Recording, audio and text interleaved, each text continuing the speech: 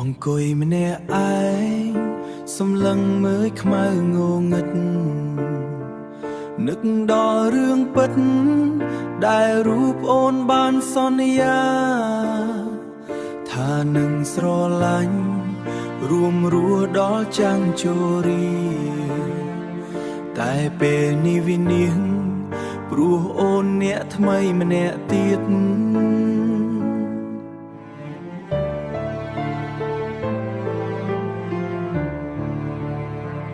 ពាក្យផ្អែមល្ហែមដែលអូនធ្លាប់ប្រាប់បង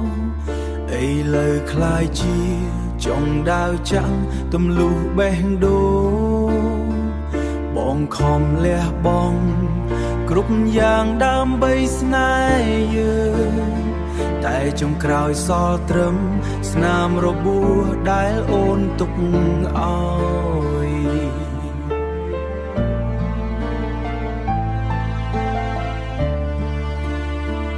ហេតុអ្វីក៏អូនក្បត់ចិត្តបានងាយយ៉ាងនេះតើបងធ្វើខុសអ្វីទើបស្រីដាច់ចិត្តចាកចេញតើបងខុសអ្វីទើបស្រីដាច់ចិត្តចាកចេញ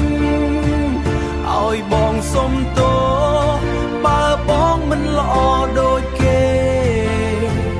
តែសូមកុំបត់គ្នាទាំងដែរបងនៅស្រ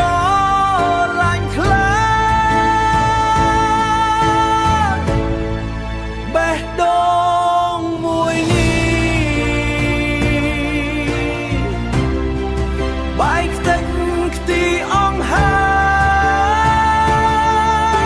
យព្រោះតែពីអូន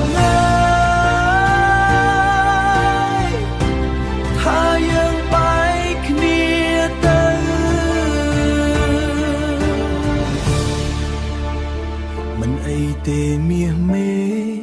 បើអូនសម្រេចចិត្តហើយបងមានតែជូនពរឲ្យអូនជួបគេបានសុខ